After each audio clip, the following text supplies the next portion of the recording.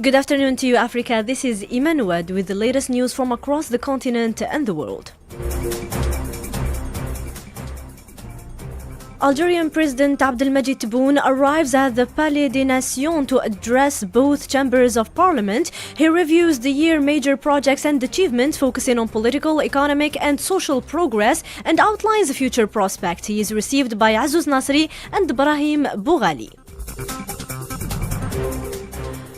Algeria's two-year term as a non-permanent member of the United Nations Security Council has come to an end with a busy final period of diplomatic activity. During its tenure, Algeria promoted principled diplomacy and advocacy on key issues including Africa challenges and global conflicts, maintaining a consistent presence in council debate. The country mandate, which began on January 1st, 2024, concludes as a new permanent member prepared to take their seats on January 1st, 2026. Ammar Ben Jama expresses more on this mandate. Au moment où l'Algérie va quitter ce Conseil, as Algeria prepares to leave this council with a sense of a duty accomplished, I would like to address my colleague, the newly elected member of this council, as well as those who will have the heavy responsibility of joining it, preserve and always strive to involve all council members, both permanent and elected, in pursuing our common objective, which I modestly believe is the preservation of international peace and security, while adding what gives elected members their particular relevance: justice. de la justice. Algeria's UN ambassador Ammar Ben Jama is named Diplomat of the Year 2025 by Pass Blue for his influential work on the Security Council. The award recognizes his steadfast defense of the Palestinian cause at the United Nations, as Ben Jama during his mandate championed African and Arab causes, calling for solutions for Gaza, Sudan and Syria, pressing for action on Western Sahara.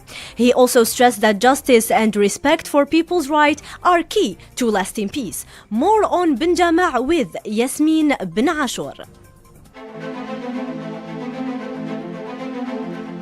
Ammar Ben Jama, Algeria's permanent representative to the United Nations, is recognized for his strong influence in the Security Council and steadfast defense of African and Arab causes, highlighting Africa's struggles with the internal conflicts. He called for fair international approaches that respect state sovereignty and promote dialogue. He also challenged the Zionist entity in the Council with evidence of its aggression against Gaza, exposing its actions and those of its supporters. I begin my statement today in this 10,000th session of the Security Council with an apology to the people of Palestine, in particular in Gaza, to those whose eyes are turned to this council today. We Algerians, we hear you, Palestinian sisters, Palestinian brothers, forgive us, in particular in Gaza, where fire consumes, where rubble suffocates. Forgive us because this council could not save your children. More than 18,000 of them have been killed by Israel.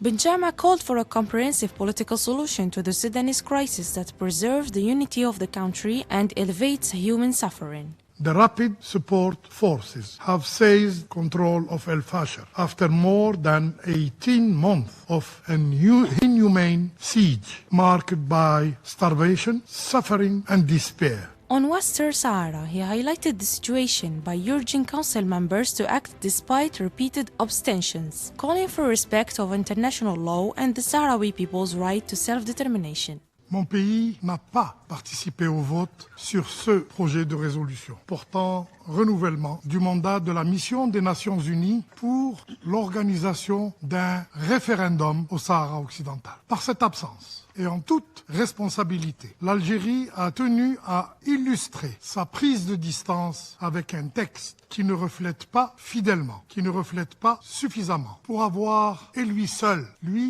son mot à dire sur son propre destin. On behalf of the A3+ group members, Algeria, Mozambique, Sierra Leone and Guyana, Ammar Ben Jama emphasized the importance of reaching a real and credible political solution to resolve the crisis in Syria. As we have consistently highlighted, the A3+ stands ready to engage constructively to help the Syrian people to achieve their legitimate aspiration and build a brighter future for their country. A future free from the legacy of violence and instability. Pass Blue named Ammar bin Jama Algeria's United Nations Permanent Representative, Diplomat of the Year 2025 for his impactful work. He has been a balanced voice in the Security Council, advocating for Africa and the Arab world, voicing out Algeria's stance, stressing that justice and respect for people's rights underpin international peace.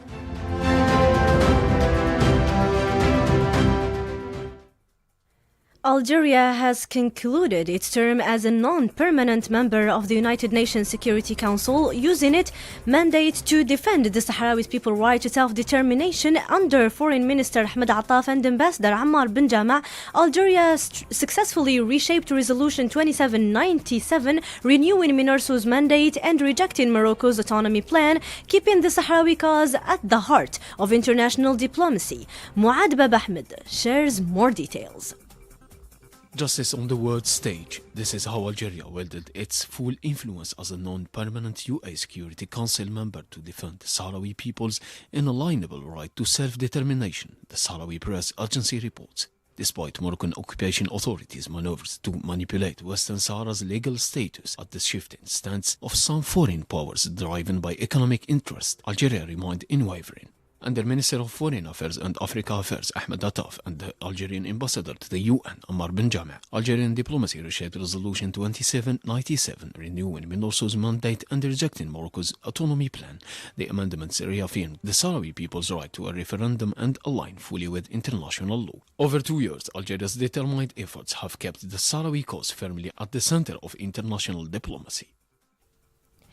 United Nations Secretary General Antonio Guterres warns that the world stands at a critical crossroads marked by conflict, division, and climate breakdown. In his New Year message, he highlights systematic violations of international law, urges global leaders to invest in Africa to foster stability and shared human values. Let's hear what he had to say. As we enter the new year, the world stands at the crossroads. Chaos and uncertainty surround us. Division, violence, climate breakdown, and systemic violations of international law. A retreat from the very principles that bind us together as a human family. People everywhere are asking, are leaders even listening? Are they ready to act? As we turn the page on a turbulent year, one fact speaks louder than words. Global military spending has soared to $2.7 trillion, growing by almost 10%. That is 13 times more than all development aid, equivalent to the entire gross domestic product of Africa. All while conflict rages at levels unseen since World War II. On this new year, let's resolve to get our priorities straight. A safer world begins by investing more in fighting poverty and less in fighting wars. Peace must prevail. The East African community voices full support for Somalia after the Zionist entity recognizes Somaliland. The AIC calls for strict respect of Somalia's territorial integrity, warning against regional destabilization. President Hassan Sheikh Mahmoud condemns the move as a serious violation as protests continue in Mogadishu.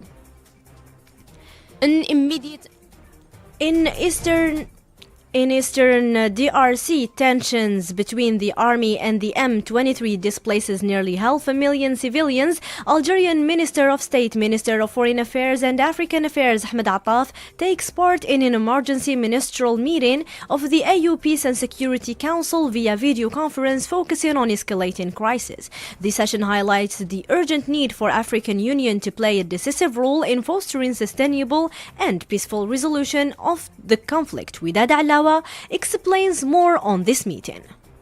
An immediate action is needed to solve the long-standing conflict in Eastern Democratic Republic of Congo, as the situation has reached a critical point with threats of military escalation, severe humanitarian crisis, and failure to honor commitments. These challenges not only threaten the security of the DRC, but also destabilize the Great Lakes region. Let's listen to Ahmed Attaf's word during the meeting. The situation in the eastern part of the DRC has indeed reached critical stage where the threats of military escalation, humanitarian suffering, and failure to deliver on agreed commitments are all converging in a manner that undermine not only the security of the DRC, but also the stability of the Great Lakes region and that of our continent in its entirety. As we reflect on the major dynamics that are currently at play in this conflict, we are collectively duty-bound to speak with clarity and act with resolve.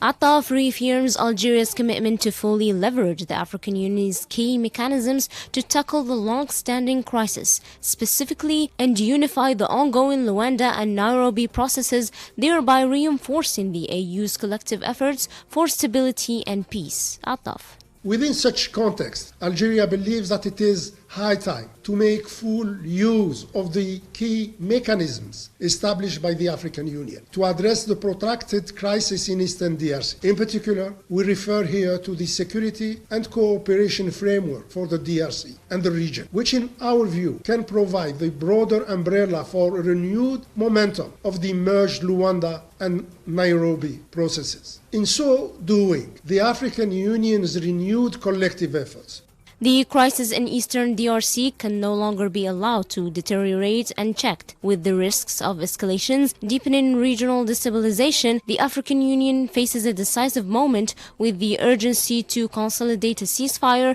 strengthen diplomatic efforts, and address the root causes of the conflict. On the political front in Guinea, anticipation remains high as partial presidential results are expected shortly after Sunday's vote. 9 candidates contested during this election closely followed across the region. In Côte d'Ivoire, the ruling RHDP secures over 77% of parliamentary seats, consolidating its majority. The election outcome is seen as consolidating political stability ahead of future reforms. Concluding this harvest with the sport news, at the Africa Cup of Nations, 4 group stage matches are scheduled for today. Tanzania versus Tunisia, Uganda versus Nigeria, Benin versus Senegal, and Botswana facing off DRC. Nigeria has already clinched advancement after strong earlier performances. Action continue as teams vie for knockout round berths in the final day of the group stage.